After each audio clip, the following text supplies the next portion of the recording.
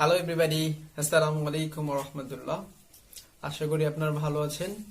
And this is Mustafa Shravan here and welcome back in my class again. Okay, আজকে আমি খুব অল্প সময়ে আপনাদেরকে দুইটি বিষয় শেখানোর চেষ্টা করব এবং আশা করি আপনারা খুব মনোযোগ সহকারে সেই দুটি বিষয় শিখবেন এবং and in your practical life you will apply, আপনি সেটা অ্যাপ্লাই করবেন। দুইটি বিষয় হচ্ছে উড ইউ মাইন্ড এবং হচ্ছে ডু ইউ মাইন্ড এর ব্যবহার, খুবই গুরুত্বপূর্ণ। এবং উড ইউ মাইন্ড এটা হচ্ছে একবার বিসিএস পরীক্ষাতেও এটা নিয়ে একটি ফরম্যাট এসেছিল, কারণ আপনারা জানেন অনেক সময়তে কিছু বাক্য দিয়ে দেয়, তারপরে লিখে যে হুইচ ওয়ান ইজ কারেক্ট, বা লেখা থাকে যে চুজ দ্য কারেক্ট সেন্টেন্স।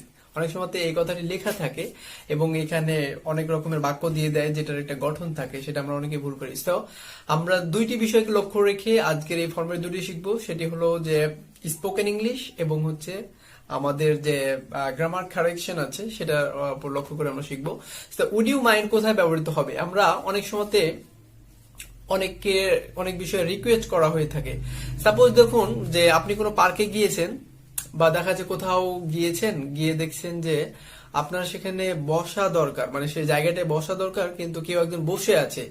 তো আপনি তাকে একটু সাইডে মানে বসতে বলবেন যে একটু সরে বসবেন কি, কিন্তু আপনি যদি তাকে গিয়ে যদি বলেন যে একটু সরে বসেন তো, তাহলে বিষয়টা কেমন দেখায়? আপনি সে একটা অপরিচিত মানুষ, আপনি যদি তাকে আদেশ করেন তাহলে কি বিষয়টা ভালো দেখায়? No, that's not really fine. এখানে কি করবেন, এই সকল জায়গাতে আপনি ভদ্রভাবে অনুরোধ করার ক্ষেত্রে উড ইউ মাইন্ড ব্যবহার করবেন। Would you mind moving aside please, মানে দয়া করে একটু সরে বসবেন কি, উড ইউ মাইন্ড কি বলবেন, would you mind moving aside please, aside please. এটার অর্থ কি হলো, আপনি তাকে ভদ্রভাবে একটা অনুরোধ করলেন, আপনি অনুরোধটাও করলেন আবার সে এটা কিছু মাইন্ডেও করলেন না। কিন্তু যদি বলেন যে সাইড প্লিজ বা মুভ অ্যাসাইড প্লিজ, তখন কি হয়ে যায়? তখন বলবেন যে ওপেন দ্য ডোর।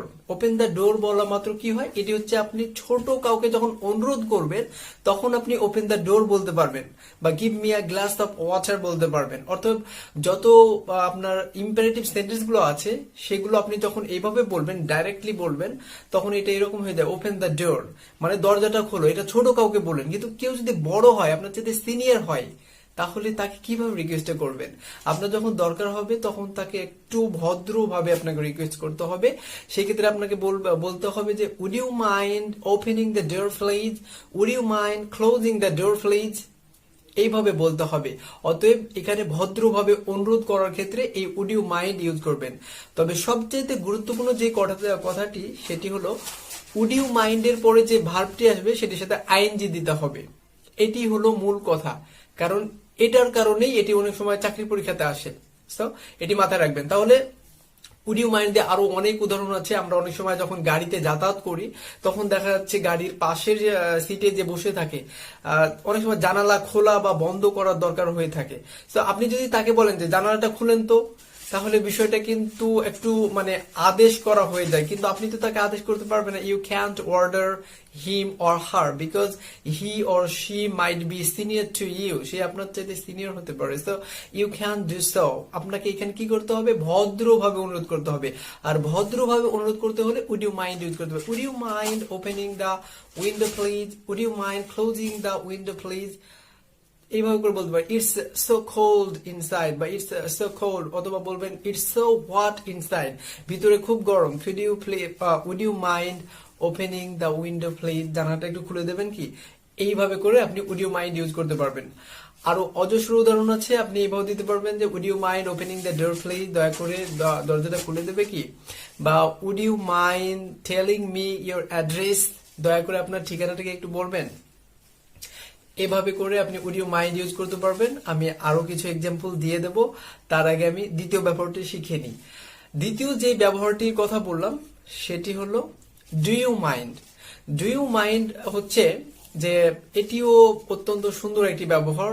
আমি কিছু উদাহরণ দিলে আগে বুঝবেন, আগে উদাহরণটা দেখাই। অনেক সময় আমরা জিজ্ঞেস করি যে কিছু মনে না করলে আমি কি জানতে পারি আপনি কোথায় পড়ালেখা করেন? Do you mind if I ask you where you study, মানে আপনি কিছু মনে না করলে আমি কি জানতে পারি আপনি কোথায় পড়ালেখা করেন? এই ক্ষেত্রে কিন্তু আপনি ডু ইউ মাইন্ডটা ইউজ করতে পারবেন। আপনি ডু ইউ মাইন্ডটা এখানে ইউজ করতে পারেন। Do you mind do you mind if I ask you where you are going? কিছু মনে না করলে আমি কি জানতে পারি আপনি কোথায় যাচ্ছেন? এই ক্ষেত্রে আপনি ডু ইউ মাইন্ড ইউজ করতে পারবেন। তাহলে এই যে ডু ইউ মাইন্ড, এটি সাধারণত ভদ্রভাবে যদি আপনি কারো কাছে কিছু জানতে চান তাহলে আপনাকে ডু ইউ মাইন্ড দিয়ে জিজ্ঞেস করতে হবে যে do you mind telling me your address? Do you mind telling me your address? তাহলে এখানে মনে রাখবেন ডু ইউ মাইন্ড অথবা উড ইউ মাইন্ড যেটাই আসুক তার পরে পরে যদি ভার্ব চলে আসে তাহলে সেটা আইএনজি হয়ে যাবে। কেমন? Do you mind telling me your address, মানে কিছু মনে না করলে আপনার ঠিকানা কি, আপনার ঠিকানাটা কি আমাকে একটু বলা যাবে? বা do you mind telling me your name, আপনার নামটা কি বলা যাবে? অত ভদ্রভাবে আপনি যদি কারো কাছে কিছু জিজ্ঞেস করেন তাহলে সেই ক্ষেত্রে আপনি ডু ইউ মাইন্ড আপনি জিজ্ঞেস করবেন। মনে রাখবেন ডু ইউ মাইন্ড এর পরেও ভার্ব চলে আসলে আইএনজি করে দিতে হবে। ভার্ব না আসলে কোনো সমস্যা নেই। যেভাবে দেখালাম যে do you mind if I ask you where you live, যে আপনি কি মানে কিছু মনে না করলে আমি কি জানতে পারি আপনি কোথায় বসবাস করেন?